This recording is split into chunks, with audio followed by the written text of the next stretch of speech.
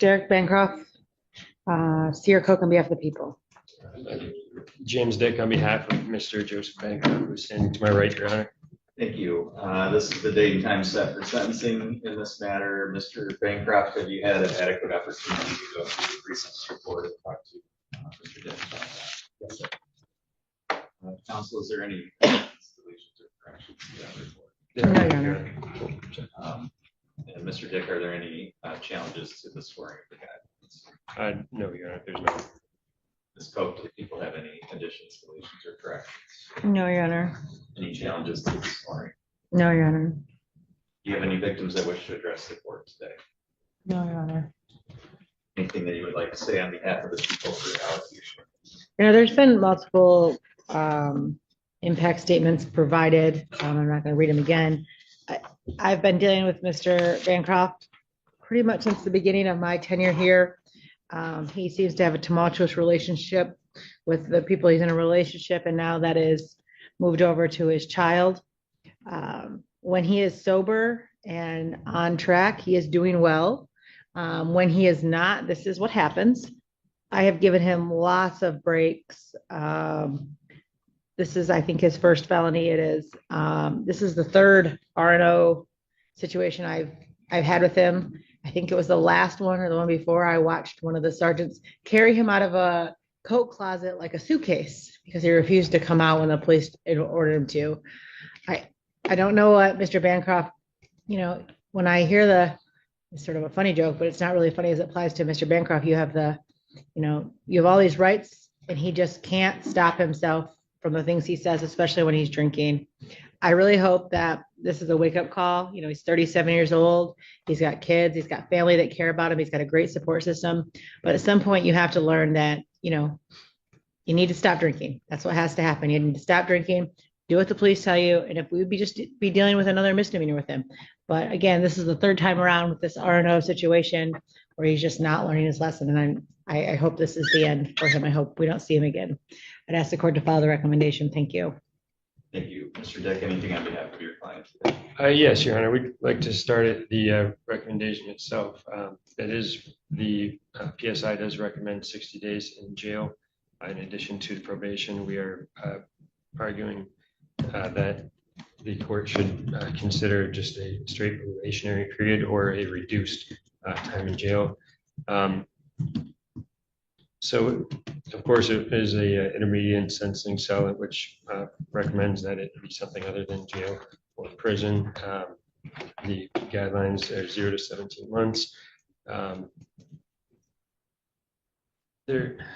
of course, as the courts are well aware, the intermediate sanctions are generally intended for offenders that do not require a prison sentence. So the court has the flexibility to choose not to do so. But they also have the ability to do so. The PSI provides several supporting factors for a non-custodial alternative. The rehabilitation goals here. The report outlines it like a clear path for rehabilitation, including completing substance abuse counseling, maintaining sobriety, employment.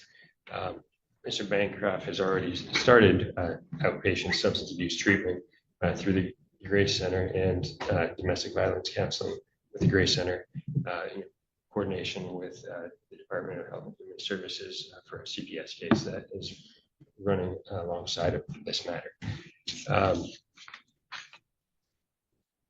The other portion of it is his employment. He has been employed since March with the same company as a chipper operator with a tree service. And he is a high school graduate, so that the report notes that those are strengths for the consideration here.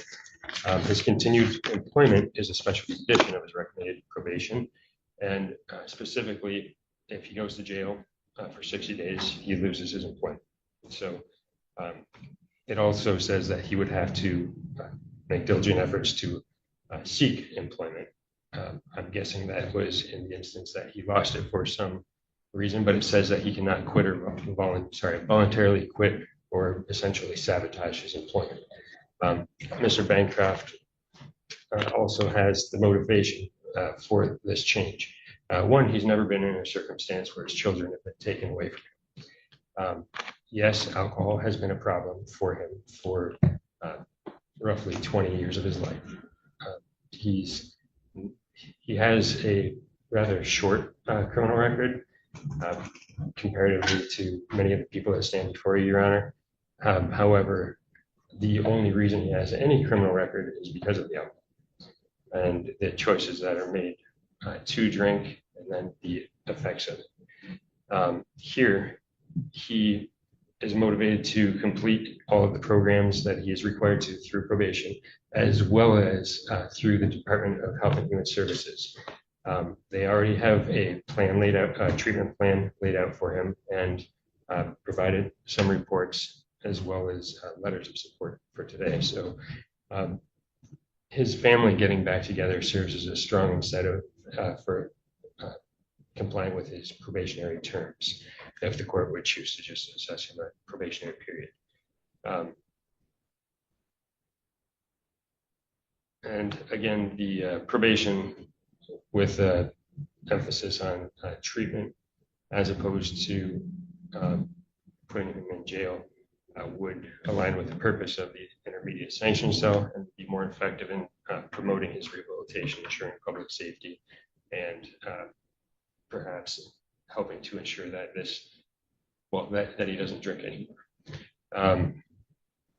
All of the agencies have reported that he is doing very well. And if the court would permit, I do have a letter initially that I'd like to read to the court from the foster care case manager in his CPS case. Ms. Coe, do you have any objection to that? No. Okay. All right.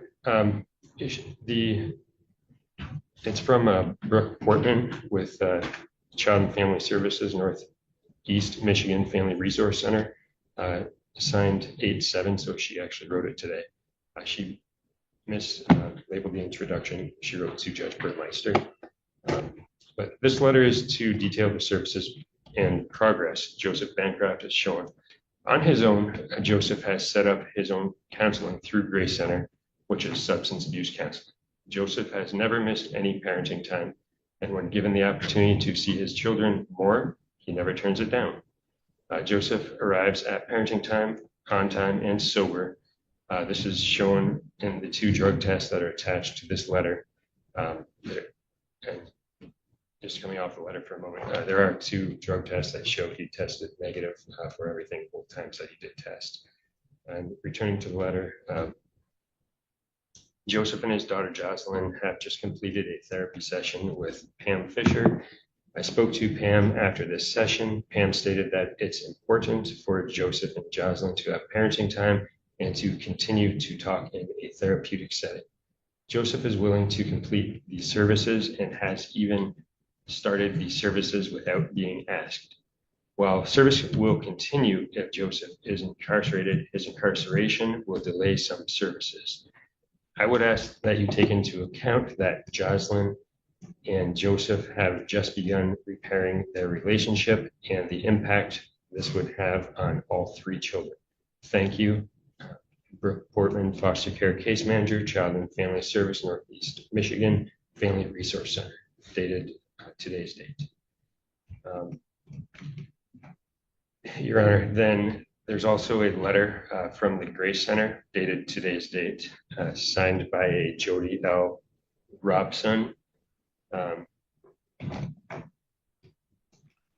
they have the professional accreditations beside their name, MA, LPC, CAADC. If I may continue to read this one. This says it's dated August 7th, 2025. Client Joseph Bancroft, sent to Mike McFalda, MDOC Probation Officer, Brooke Portman, caseworker, Northeast Michigan Family Resource Center. This report indicates the progress of the above individual currently enrolled in outpatient treatment. Attended appointments 2, client cancellations, rescheduling 0, failure to show for appointments 0. Attendance is labeled as good, attitude is labeled as Good motivation is labeled as good, participation is labeled as good, progress is labeled as fair. There are 4 cells in the attendance, attitude, motivation, participation, and progress. Excellent, good, fair, and then poor. The comments read, Joseph presented to outpatient counseling following a domestic violence assault offense against his teen daughter. He reports a history of domestic violence charges and also reports that he was under the influence of alcohol when the recent event occurred. He reports that he has not consumed alcohol since the incident and that he takes the situation seriously. Joseph displayed a positive attitude and engaged in both the intake and follow-up session. He indicates efforts to utilize positive coping strategies and supports. Signed, Jody L. Robson, MA, LPC, CAADC. Your Honor, there are additional items that were included here, one of them being a Michigan Department of Health and Human Services Parent Agency Treatment Plan. This is the latest treatment plan, and it was completed by Brooke A. Portman of the Child and Family Services for Northeast Michigan. Time to break this one down. The sentencing hearing for Joseph Bancroft was a blend of firm reminders, careful advocacy, and a very human look at the challenges behind the case. Judge George Mertz presided with his usual steady hand, making sure both sides had their say before deciding the sentence. The prosecutor's remarks painted a picture of a man who, when sober, functions well, but whose long-standing drinking habit has repeatedly landed him in trouble, this being his 3rd run-in involving resisting and obstructing. She even recalled a past incident where Bancroft had to be physically carried out of a closet by a sergeant, equal parts unusual and telling. Her message was clear: this has to be the turning point. And she urged the court to follow the recommendation of 60 days in jail alongside probation. Defense attorney James Dick pushed back on that, asking the court to consider a straight probationary sentence or at least a reduced jail term. He argued that Bancroft falls into an intermediate sanction category meant for rehabilitation rather than incarceration, and highlighted his ongoing efforts: substance abuse treatment, domestic violence counseling, steady employment, and cooperation. With CPS, the defense emphasized that 60 days behind bars would almost certainly cost Bancroft his job as a chipper operator, potentially undoing much of the progress he's made. What really stood out were the letters of support Dick read into the record. A foster care case manager described Bancroft as punctual, sober, and eager to see his children, noting recent therapy sessions with his daughter and cautioning that incarceration could slow that healing process. Another letter from the Grace Center confirmed consistent attendance at counseling, good motivation, and no alcohol use since the incident. These statements painted a fuller picture not of a perfect record, but of someone actively engaging with the tools to change. The atmosphere was respectful but layered with the weight of Bancroft's history and the stakes of his future.